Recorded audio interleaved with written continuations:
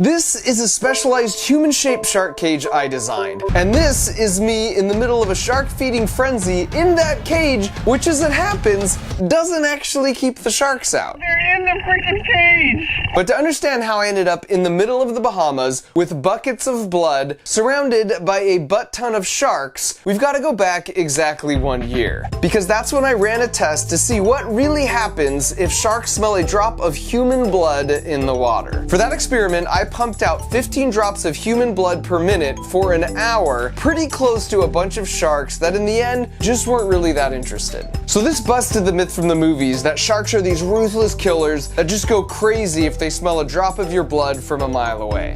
But those results made me really curious if the sharks would react differently to fish blood versus human blood. And if they did go crazy for fish blood, could I use that to put myself right at the center of a shark feeding frenzy? And so to satiate my curiosity, my friends at Discovery helped me make my way back to the Bahamas as part of Shark Week this year. But this time, I wouldn't be alone. What up, Robes? Oh, wow, Mark's jumping in on this? What's up, y'all? Look, last Shark Week, shark tried to kill me. I figure we'll have a little bit of science with Rober, a little bit of fun with Dude Perfect, and a little bit of me. All right, y'all ready to do this? We were born ready, sir. All right, chop chop, let's get to it, fellas. We will not let you down. Looking forward to it. See ya. Yeah, I've got this idea for a build to just really get me in close with the sharks. Last Rober. year, I was in the water. Rober. That was me saying I'm finished with the call, bro. No, yeah, of course. All right, see you guys later. Let's get to it. Let's do this. Looking forward to it. See ya. And so in the direction of Shaq Diesel, it was time to head to the Bahamas. All that was left was to swab my nose to prove to the Bahamian government that I didn't have coronavirus. The only problem was, my test came back positive. And this just made me really sad because not only was I gonna miss out on this epic adventure, but as far as I was concerned, I was basically just waiting to die. And I had to interact with my family through the glass door to the backyard using a laser pointer, and not even Fat Gus would get within 6 feet of me. Now I'm happy to say I eventually beat the Rona and tested negative, but the only problem now is I missed my chance because they were no longer accepting any commercial flights from America, cause we're #1, baby. So I was once again incredibly sad, until I found a loophole. Because while you couldn't go to the Bahamas on a public commercial flight, there were no rules against going to the Bahamas on a private jet. And since this was the first and last time I would ever have my own personal G6, I acted like I'd been here before, like the true professional I am. I mean, mostly.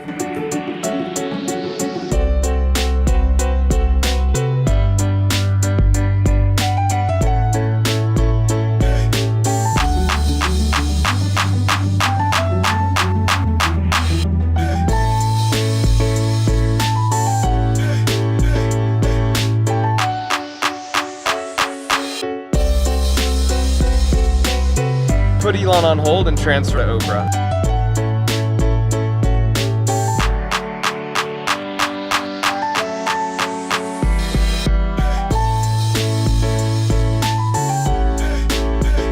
And I should mention, flying across country on your own plane isn't the most ecologically responsible choice. So while I was in the air, I utilized this website called teamtrees.org, you might have heard of it, to plant enough trees to suck up the carbon not only from my flight, but the next 100 flights this plane would take. In the end, it's important you guys know I'm still super grounded and I didn't let the experience change me one bit. And so now that I was in the Bahamas, the first thing I did was check in with my marine biologist, shark diving expert buddy Luke Tipple, because we need to figure out how to somehow get blood out of a fish. Oh, Just like that. this is how we do it. The first thought is like, can you just freaking blend a fish? Give it a shot. I'll be over here. Dude, you've clearly never seen Will It Blend. There's a whole YouTube channel dedicated to this. Ready?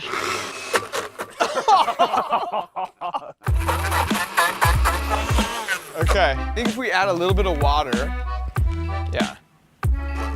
Oh yeah, oh yeah. There we go. Oh.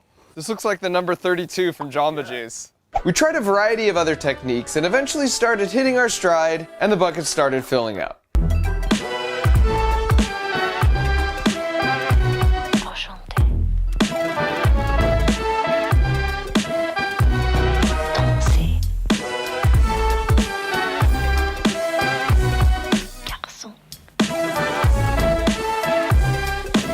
I couldn't smell this, that looks pretty delicious. The good thing about Mark is it's his stupid idea, but he's not making other people do it. I respect that about me too. Yeah.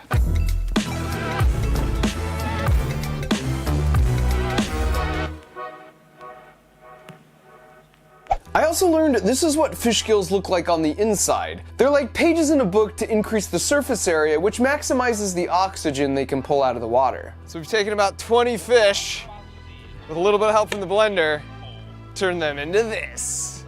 If I'm a shark, I'm like, that's freaking delicious. Now that we had 5 gallons of mouth-watering fish blood smoothie, it was time to get some answers. We already know that sharks don't necessarily go nuts in the presence of a little bit of human blood, but would they go nuts in the presence of a little bit of fish blood? And as a firm believer in the scientific method, it was time to test our hypothesis by heading out to sea. Once we were far enough from land, Luke and I came up with the game plan for the experiment. Basically, we would have 2 surfboards in the water. One would have a 5-gallon bucket of our fish blood smoothie, and then another would have 5 gallons of human blood. We would also have a third board that just had seawater as a control to make sure the sharks weren't just interested in the surfboards. Then we would pump out the contents of each of the buckets over the course of an hour and observe how many sharks approached each board. Then once we know which one they prefer after this, we'll use that tomorrow in the cage just to create the most wild feeding frenzy, right? Which sounds super fun to me. Because you're not in the cage. And so with the plan in place, all that was left to do was put the boards together and get them out with the sharks.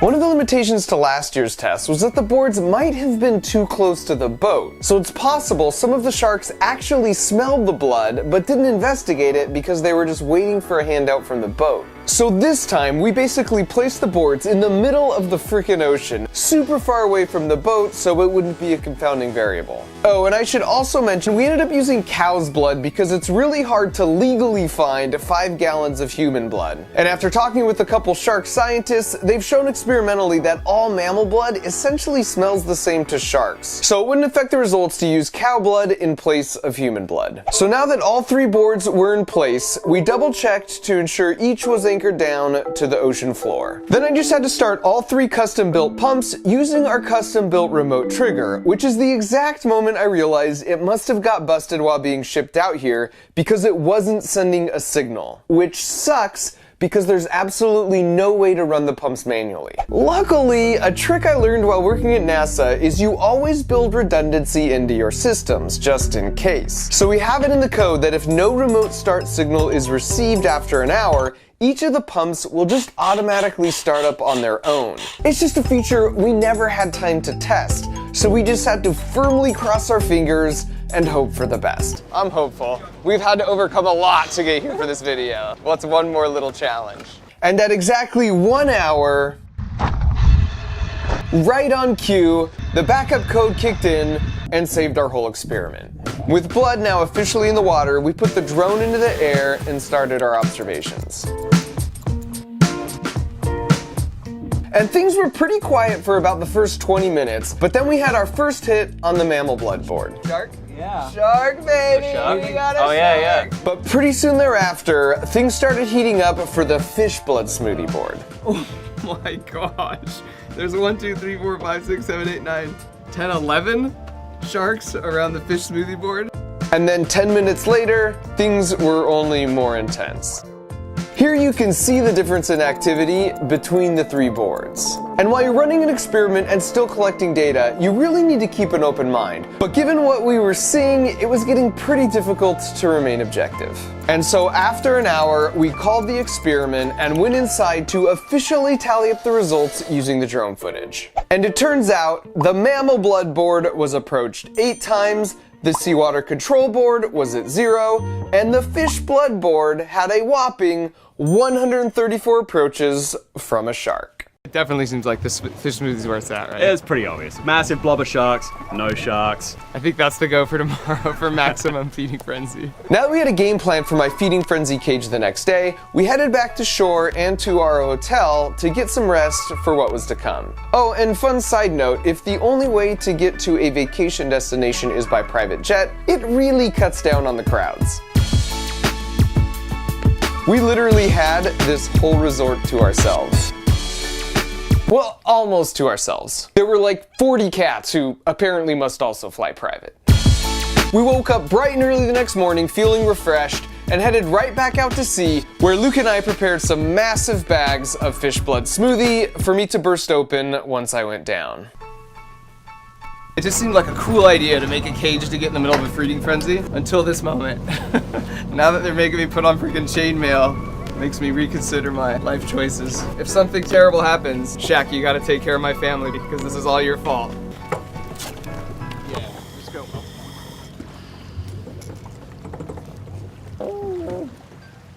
And after several months of prep, unfortunately, it was time for me to get in.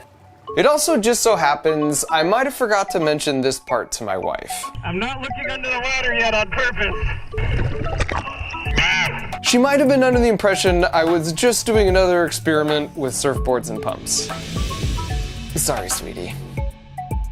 Not only was I wearing 10 pounds of steel chainmail for protection, but my vest is also filled with 20 pounds of lead weights. That means I sank pretty fast, but also that the buoyancy to weight ratios were perfect for giving me practice for walking on the moon. That's one small step for man. Because like many of you, I will definitely go to space in my lifetime. Again, just haven't mentioned that to the wife yet.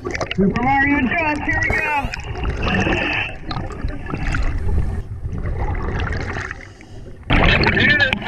All right, you ready for the top? Okay, Mark, the base is coming behind you right now.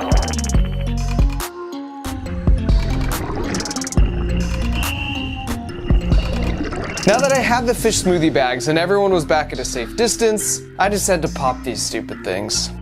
Okay, there I go. Oh, this is crazy. What am I doing? Okay, the base is deployed.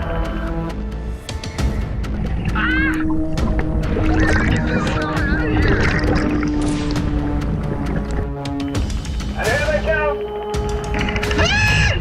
Oh. Oh my God! Oh, they're coming again!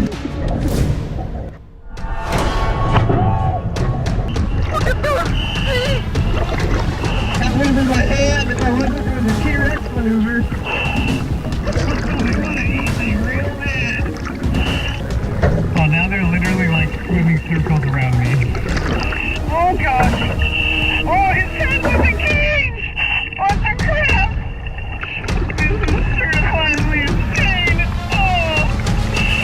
The sharks were literally trying to eat me through the bottom of the cage, so they left me no choice but to defend my honor. Yeah, get out of my cage! Get out of my cage! I'm gonna kill you, Shaq! Get the heck out! Hey! Oh! Yo, bro, get out of my cage, alright? They love our blended concoction. We knew all along that the most dangerous part would be when I exited the cage, because they'd still be agitated and they'd be stoked to finally have access to the soft, chewy center. Okay, the float kind of dissipated and started down a little bit. Okay, we're pulling the bait away, mate. So the plan was for one of the other divers to distract them way off to the side with the bait box, and then I would get out as silently as possible so they wouldn't notice me. Dude, that is intense. Yeah, you're not so tough now, are you, sir? Okay, Mark. Go ahead, open the door.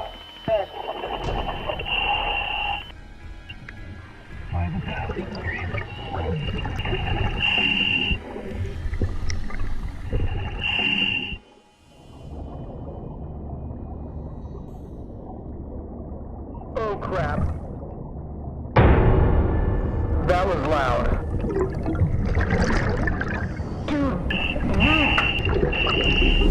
Holy crap! I've got to close this back up. Oh, jeez. Luke, I need help, man. Holy crap. Jeez. Take your off, mate. They shot back down away. I want to get you back to the surface.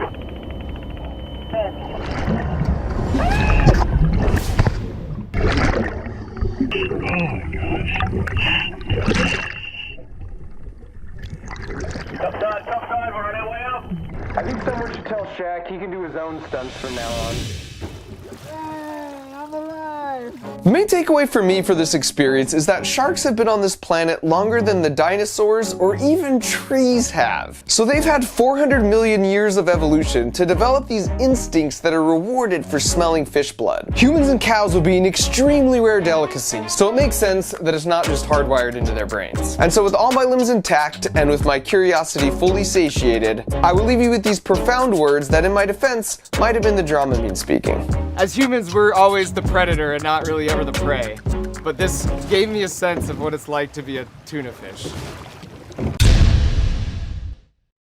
If you're tired of staring at a screen this summer and you're looking for some excitement, and yet swimming with 20 sharks and a bunch of blood seems a bit extreme, then my friends at KiwiCo have got you covered. As you probably know by now, they deliver these really cool monthly crates that are designed to foster your creativity as a maker and creator and be super fun at the same time. They all come with really simple kid-friendly instructions, plus all the supplies you'll need to put it together, so there's never any extra trips to the store. Each one also includes a booklet that talks about the science principles and where you might see examples of this in real life. Lots of people have told me I should make my own subscription box, but it just doesn't make sense because I honestly don't know what I would improve. This is exactly how I would do it. I'm also friends with their founder, Sandra, and I can vouch that she's doing this for all the right reasons. They have 8 different crate lines that cover the full STEAM spectrum, from science and engineering to art and design, geared toward all different ages as well. So if you want to support my channel and protect yourself from summer brain drain, go to kiwico.com/markrober or use the link in the video description to get your first box free. This also makes for a really great gift for any young person in your life. So thanks to KiwiCo